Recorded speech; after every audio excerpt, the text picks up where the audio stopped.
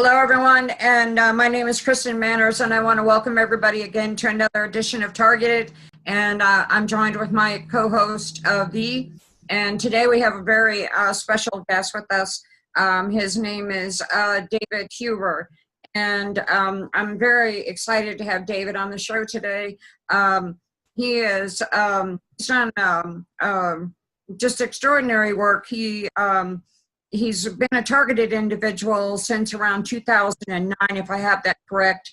He has written a book that he's going to be putting out, but more importantly today, we want him to talk about his stalking experience. His book coming out is going to be called The Invisible Stalker, but I want to introduce David. And please, David, would you tell us a little bit about your experience as a targeted individual? And thank you very much for being here with us. Sure, no, absolutely. It initially presented itself, was actually in 2008, around the summer of 2008, around June, as far as I can tell. And it may have had some subtle effects closer to that, but the original onset of being targeted, I think, has various components to it. One component is something targets us. And I don't think it's necessarily government related. I think once you're identified as someone who's affected by this, then the government can move in for further targeting. What I mean is let's say you're targeted by something, and the government will identify you as a person to do this either by your online posts or by the people that you hang out with socially, because targeted individuals tend to gather together and look for group support and strength. And then the government will come and do is and put an additional equipment into you that can be noticed. And that equipment would be a full set of synthetic telepathy gear, which is what the military uses. It's called synthetic telepathy. And if you do synthetic telepathy on a Google in the Army, you'll see that they have a full set of gear. It's 2 little speakers in your ear and microphones that attach to its computer and to other agents. And it's in the assassinate, which is the inner ear. They vibrate. They don't make noise. They vibrate as if the tympanic membrane was involved. And it's almost like the sympathetic response to the tympanic membrane. So they just vibrate. So you can't put a stethoscope on and hear words. They just vibrate, and those vibrations cause signals to the brain, which present to us as sound. And so that's the government-type targeting. They also have several implants that they'll put in your face. They look like little hairs, and they look like little springs when you remove them. And this is to look at our micro-expressions. So it could do emotional reading, see what emotions we're feeling by smiling, fear, and it would make these readings come out. And so the government would have full awareness of your. They also put right here a little sub-vocalization processor, which allows your silent voice when you read to be read. And so synthetic telepathy is what they call it. And but what I wanted to draw attention is what is happening prior to that seems to be more of a worldwide event. Let's face it, the government does not have the resources to target everyone in the world. There's no computer powerful enough to do that. They don't have enough people to follow you around and gang stalk you. So there's another phenomenon happening on top of a phenomenon, and that's where I'm at. Well, I want to let you know. I mean, your research, I think, is a bit old. I mean, as far as the implants are concerned, it's not so much as someone being black bagged and implanted. It's not the 1960s, the CIA. But I mean, a lot of target individuals come to me, especially with pictures and their X-rays and stuff like that, and they'll say, "Well, this is that, and this is this," and Right. No, I've seen that, yeah, as well. And I think they're right and they're wrong. I mean, if you could definitely identify a piece of equipment and it's not in the middle of your brain, you could extract it, right? And so I see that. Sometimes, though, it changes. Well, it was here this year, and it's not this year. And right. I want people to understand this is the nanotech. This is the chemtrails. They use something called nanofluidics, which is controlled by signals that can have a recombinant effect with the magnetic scalar.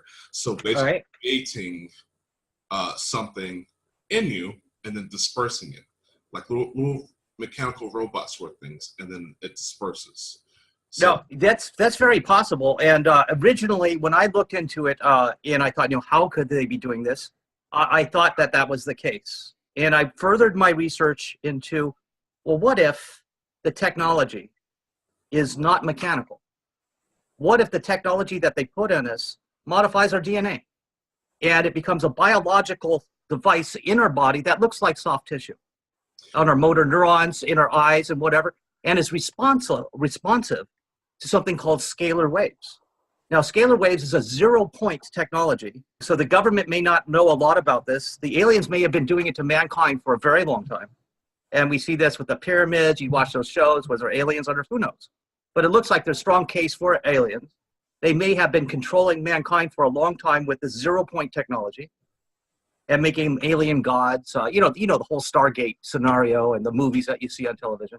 And so that's my theory, that's part of it. And so, go ahead. I think that's sort of the escapism that's put into us by the government. Are you familiar with Dr. Greer? He's with MUFON. No, it doesn't ring a bell. Well, the UFO people. Yeah, right. Actually was targeted himself once upon a time. Okay. He talked about his experience with this technology, which is government. It's reverse engineered spacecraft technology. Yeah. But he talked about his experience and the regression of a lot of people that came forward.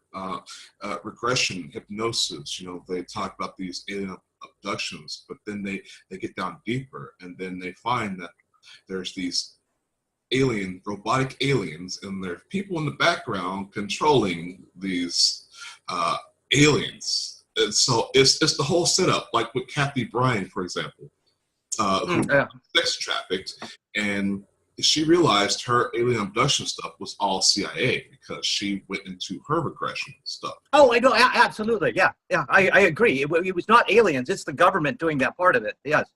But I believe there is an alien component. I've talked to some of the most advanced scientists over at Berkeley. One of them was Dr. Yang Dang. She works at DARPA, and Dr. Gallant over at Berkeley. And they're both working on technologies to use your eyes as webcams. And so they can put you in an MRI device. They can show you a movie and see what you're seeing through your own eyes and hear what you're hearing through brain reads, right? So actually reconstructing it on a computer. Yang Dang puts a little device in a cat, lets it run around, and she uses as a webcam. The cat, see what the cat's doing and see what people it's looking at. So all of this is, the problem is that when I talked to Dr. Gallant about doing remote neural monitoring, he says, we have nothing. You need a giant magnets to create the MRI image in order to do the evoked potential reads or look what's going on in the brain, flatten it out, because your brain is essentially flat. It's folded into your head. So the machine flattens it out, looks at where everything's going, then reconstructs the video, like a video card your brain becomes. But he says it's essential for a very, it's called voxel size on an MRI, a very sensitive MRI to do these types of image. Now, That's non-invasive, no touch, as far as state of the art goes right now in the university. Dr. Yang Dang goes with it. Yeah, Dr. Yang Dang goes another step though. Yes. And she actually puts chips into the cat's brain, and it gives a better image, and she can do it remotely without a big machine around. And so I said, I'm trying to go to where I can get the information. These people both work for DARPA. They both work at the university, but they work for Defense Advanced Research Projects Agency. And so I saw the connection, and I thought, well, maybe I'll go to them as a student. I won't say I'm a target individual, of course. And I go, yeah, I'm a student. I'm working on a paper. I go, yeah, you're so smart. I love your work. Can you explain it to me a little bit more? And I said, what if you did this? What if you did this? Would it work this way? And they go, no, we have no applications for that. We're looking for remote neural monitoring applications. So as far as the U.S. owning that technology for remote monitoring of the human mind, it's definitely alien in origin. It's way advanced, especially with the number of years it's existed. Well, Kristen, you have definitely found us a gem here. He's serious, and Thank you so much. well, there are biochips. Anybody? Oh, absolutely. There are biochips that have been created. DARPA has, in fact, made a prototype for contact lenses that operate as cameras. Oh, yeah. And these sort of things. So. No, I'll tell you, this was kind of a fluke because inadvertently, David's information came up via one of the targeted individual groups, and I just happened to stumble on it, and I read it, and I was like, oh, this is interesting. And so I shot it. I actually shot it over to Anthony, and Anthony had explained to me that he was somewhat on your list, but because we were doing the premiere of Targeted, I thought it would be even more interesting not only to interview him as an individual, but also I knew that you were going to interview him for his book. So it was kind of a fluke, but I'm glad we had the opportunity because you know me, V, and I kind of explained this to David as well. I'm not as, V is, this is a good combination here. V is a lot more astute when it comes to the scientific aspect. Oh, yeah, very much. Whereas I'm a lot more, I think I explained this to you as well, I'm a lot more of a realist about the whole thing, and I take on a whole different perspective on this. Right. When I hear these kinds of things, yes, I let people be people, but I kind of take everything in, and I kind of look at everybody's viewpoint for what it is, and I don't judge. I just kind of let people do what they need to do. But I agree with V. I think that your story, I think your story needs to be told. What I'm interested in, David, is I'm interested in finding out more about you as an individual. Okay. When your targeting started. What was going on? Tell me more about that's a your great question. targeting. Yeah, that's a great question. And I put a little plug in Invisible Stalker. I go through when it started and all that stuff, so it's very available when people can read it. But I'll go through how it started. Was I was working for a major cybersecurity firm called McAfee in the Bay Area, and I was a director of marketing and technology. And I'm in work. And all of a sudden, I'm noticing things changing about my emotions, about the way I look at people. It almost had the onset of what you might think is schizophrenia, but there was a distinct difference.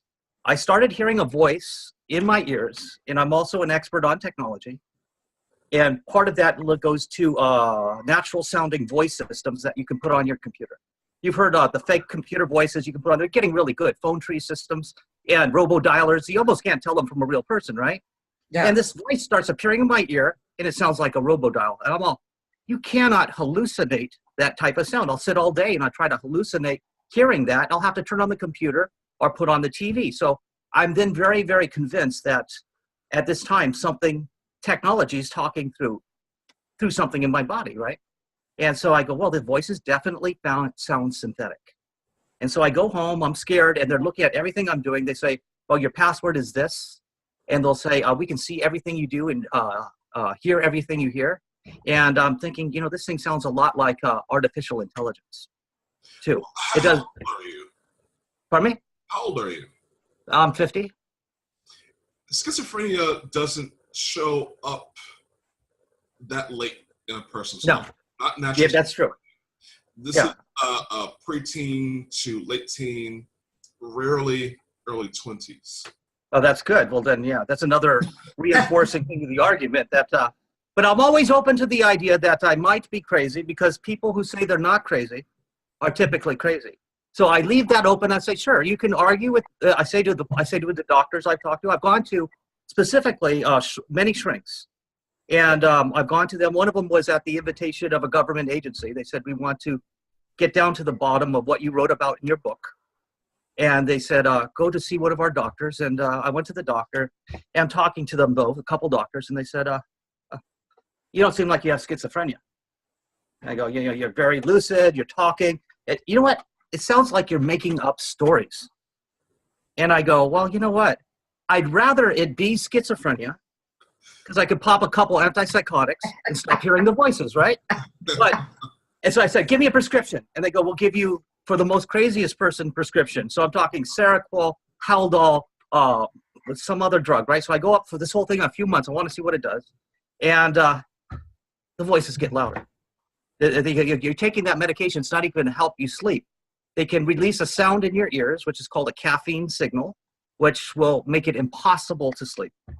And so the sleep deprivation combined with the constant electronic harassment is used to put you in a kind of quasi-conscious state, almost where you're fuging in and out of even remembering things. And yes. Yeah, and they want to definitely find out how far they can push you with the government's conventional technology. Now, on top of that, like I said, there's another superset of technology that does the RMR, and I believe that this is what I talked to that part. It's an AI being, I believe, and she says that it was a gift to mankind, to the government back in the 50s or 60s, where we could all be connected together. Hello, how you doing, Joe? And Joe would say out my own mouth, hey, I'm fine, David. And we'd be able to connect like cell phones, right? And you just be able to talk to each other, have synthetic telepathy. It also gives you the ability for empathy. So you say to Joe, you go, hey, Joe, how you feeling? And then Joe's like over here, and I'm over here. And Joe would go like, and then you go, oh, you're feeling that bad, huh? You'd actually feel their feelings. Okay, Yeah. so you'd feel their emotions. Yeah, it's called heterodyning. They have the ability to heterodyne or place someone else's brain mapping on top of yours by a frequency in a quasi quantum entangled state. So you feel what they feel, and vice versa. That's how the BCI works, actually, the brain-computer interface. But and I want to go to a point of what you said earlier, and it's not just the government. The government comes in later on top of it. There are other aspects of society that targets you. If a person, pisses off the wrong person, maybe this sheriff doesn't like you because you have pot fields and you're legal, but he doesn't like it. He wants to put you on the terrorist list. Or, not to mention any stores here, any department stores, but maybe if you're targeted by, like Target or something, because you slipped and fell in their store, and now you're suing them. See, government backs up big corporation. Of course, yes. They watch their backs because everyone's got their hand in each other's pockets, and take money out of someone else's pocket, you're taking money out of everyone's pocket. So there's a lot of scenarios in which a person can be targeted. Your Wilson, stuff like that. Then the government layers in over who else is targeting you. Yeah, I absolutely agree with that. So you feel as though that happened to you? Well, yes. What I feel and what I understand is whatever the most advanced technology is, the government interfaces with it somehow. And what I understand, it was more a gift for the evolution of humanity, help us control our more survival-based emotions, okay? And help us control some of our more animal urges, you know, and so we could be a better human, because these are hardwired into our limbic system, our lizard brain, right? And it would actually help attenuate some of these wrong emotions that we're having over certain situations. And I think it was a gift for mankind. The United States learned how to tap into it. And since it can do emotional transfers, the way you feel inside, like joy, love, happiness, fear, right? Since it could present that to another body computationally and do that mapping you were talking about, the government was really interested, because if you can take a person and change the way they feel about something, you didn't change the way they think about something. If you change the way they think about something, you can totally change their behavior. And so Yeah, but using all that said, that hasn't been used in that way. It's been used in a very, very negative way. right. The military government always weaponizes everything. Yes, yeah. It was a gift that they got from somewhere. Let's say they found it on a spaceship. Who knows? A crash spaceship or wherever they got it from. Yeah. And they weaponized it. And they want to do mass control. So imagine if you could control a big part of the population to feel angry with the government, to riot, or to tear down signs. Or let's say you target an individual gang in Los Angeles, and you change their emotions about something to get some sort of different thinking and different actions.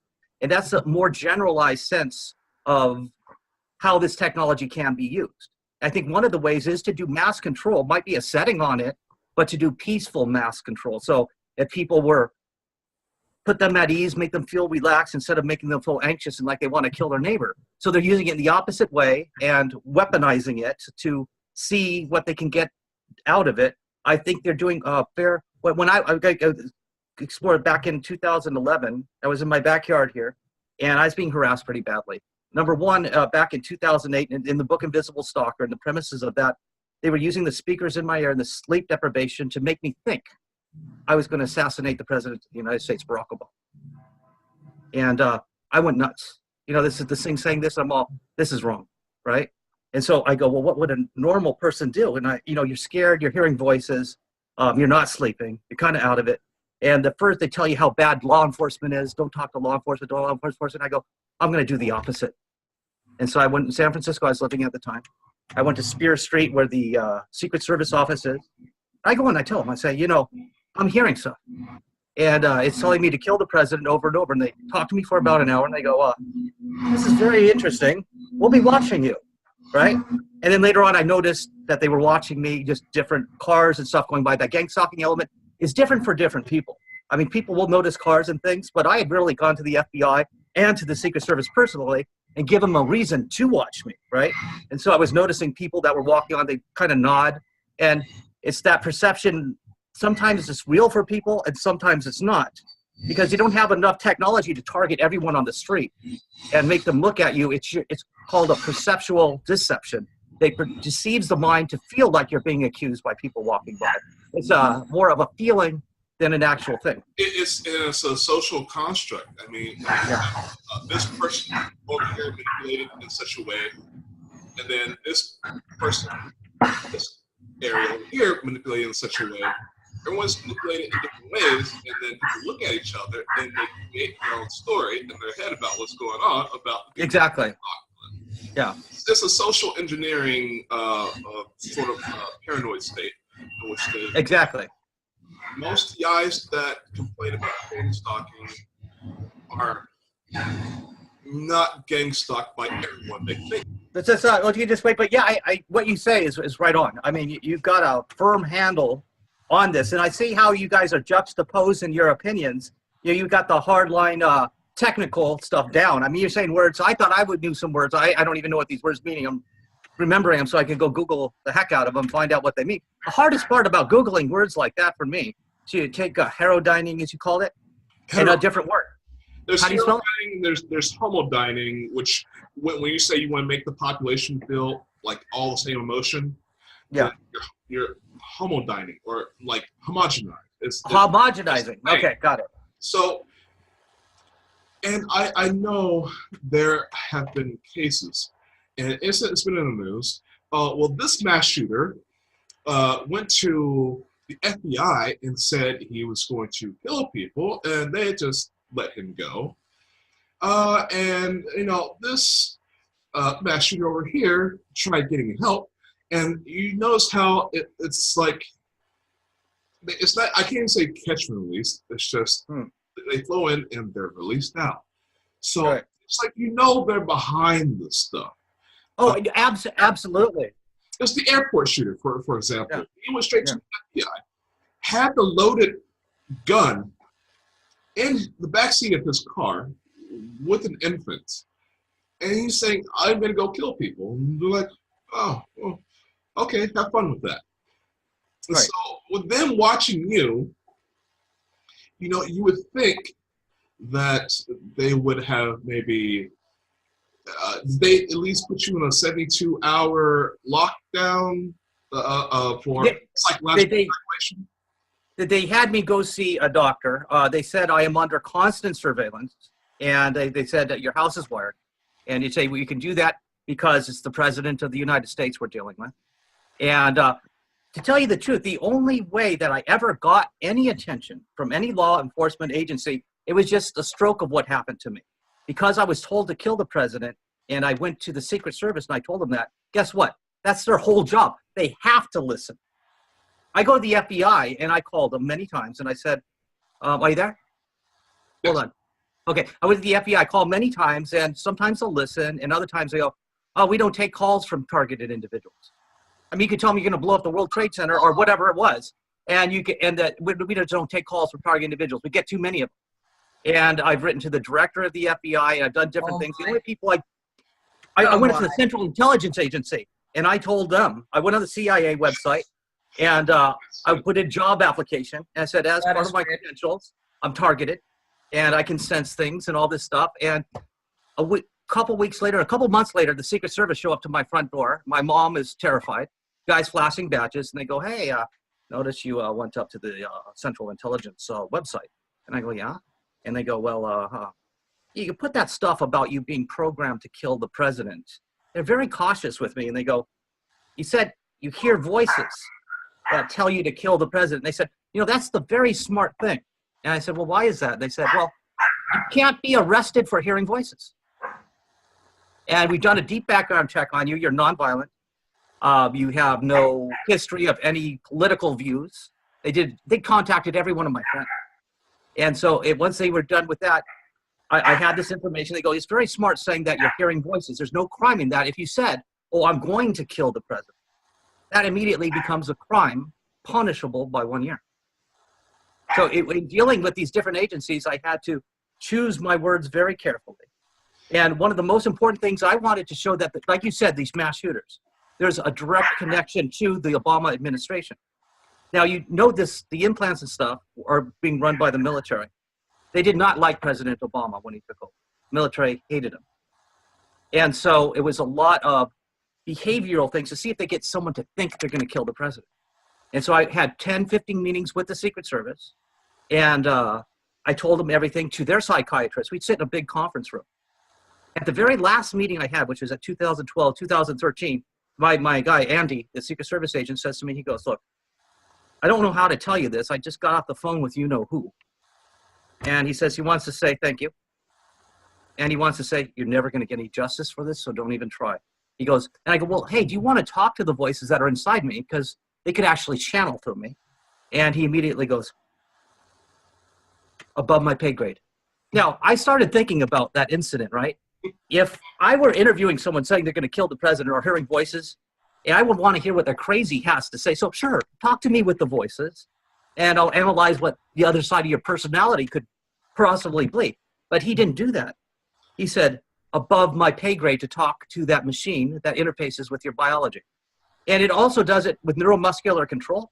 It can control your movements, your respiration, and a lot of different things about your body, which a lot of people experience as, they kind of lose control of their body and their sensation.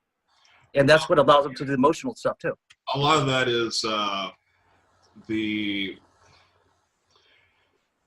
Well, there's a frequency for everything, okay? Each organ has its own quantum signature.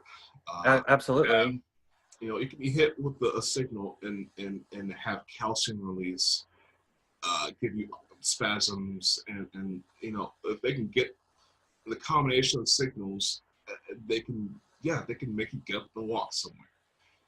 So, but I want to qualify what you said. And Kristen, oh, your mic was off. Okay, and Kristen, when I was first targeted, I quickly put together what was going on with myself, and I did call the FBI. You know, hey, what's going on, and what's your problem?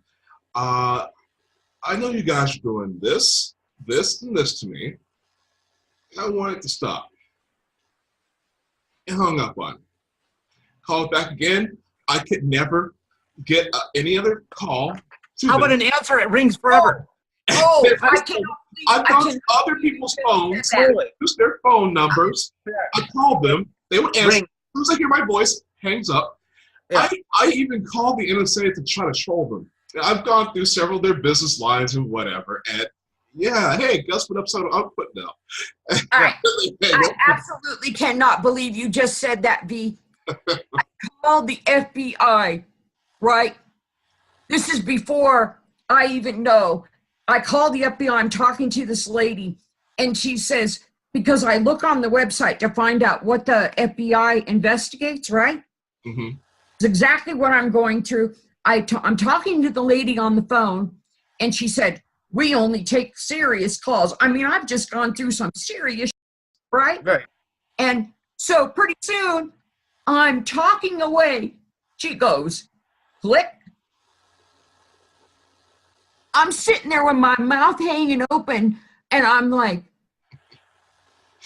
the FBI just hung up on me. Absolutely. You think they would want to write down a crazy statement, right? To find out what they might be up to, if they thought you were crazy.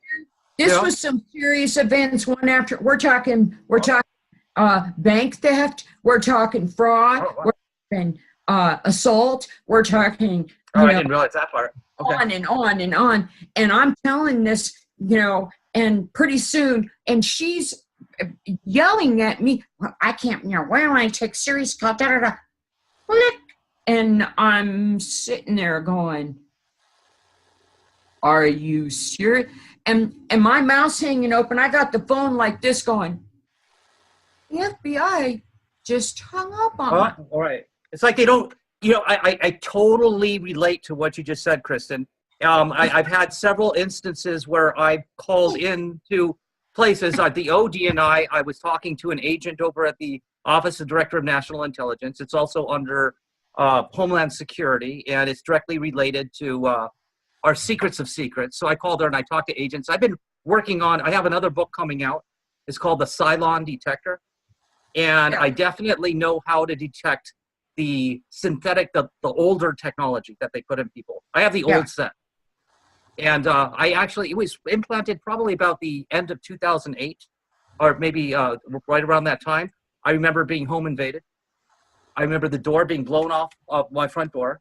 I remember turning around to get away from it. And I remember falling to the ground.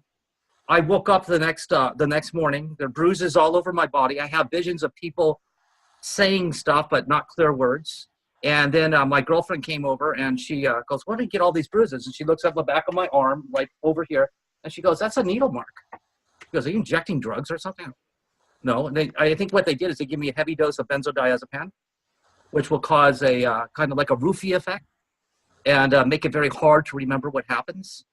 And I think that's where they do some of the implanting. I think it had to do with some sort of like a gun thing where they put little things in you like this. And the reason for these things that they'll put in your body is to gauge emotions the old school way by micro expressions. You all know that your face tells your poker face. Unless you have a good poker face, someone could read you like a book, what you're feeling if they're well adepted at this. And also they put it in your arms and your legs and your back. And I believe this is so when you move around like this, the computer will make a representation on the screen of your body and show you what you're doing. They also put it in your lips. So when you're talking or if you don't speak, it'll read your lips. and know what you're saying by reading lip technology. And it's just little filaments that are microwave reflective. And I believe that the human technology is all microwave, and the alien is, like you said, quantum and scalar, which are both 0-point technologies. Now, 0-point technology is defined as something that comes from the universe. So unlimited power, let's say if you had nuclear fusion, would be 0 point. Let's say you had unlimited computational ability, okay? Like they say a quantum computer could do. That would be something that's coming from the universe. So when you look at all these things that's coming from the universe, this is where I take it even a step farther than normal people. I normally don't talk about this because either you get it or you can believe it or you're open to it, or most people will say, well, maybe not, or it doesn't matter. But it leads me to believe that humanity and our world is in a computation. We're in, let's call it God's supercomputer, or our God's supercomputer. We're some sort of simulation. To think that all of these powers could work, reading the mind. I've had synthetic telepathy conversations with people, that type of thing. I'll tell you another little story. I went to a place where I met some girls, and they were target individuals. We met them, we got a hotel so we could discuss stuff. And they go, well, can you do this? And they started thinking, and I heard their conversation in my head from them. And then I answered back, and then we talk about our conversation. And I said, well, why don't we do this on TV or something? It won't work. When you try to make any profit off or let anyone else know that isn't attuned to it, it just stops working. Well, so you can't. I'll tell you the reason for that. Again, it's the heterodyning of your brain waves. And being a target individual, the government does not want you to be rich. It's actually the opposite. They want to strip you of your resources. They want to get you in the house, make money off you, off your death, insurance, whatever the scenario. So no, there's no way you can make money off of something like that. But they do want to be a part of their experimentation.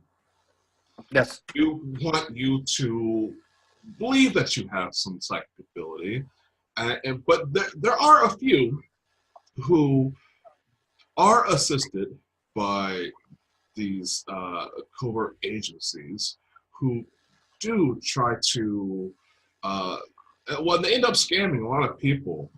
These people who are boosted by this abilities. There's a lot of these people who, I channel these aliens and I'm a psychic and I talk to the dead over here. And, right. And then, there are these false prophets, and we're going to see more of these come up. These people who talk to God and do these cults, and that's that's been going on for years. The Heaven's Gate, Jonestown, Branch Davidians, yeah, all those guys, yeah. All of that stuff. It's been going on. Yeah. The government's been doing it for quite some time, but it's a lot of false prophet people, and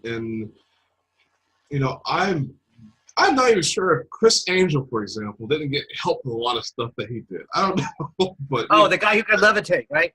Well, they're going to start trying to fool us with a lot of this stuff. They're going to come up with these false prophets, antichrists, these holy people to control people. And right. Be prepared and be aware of this technology and say that person's a sham. Right.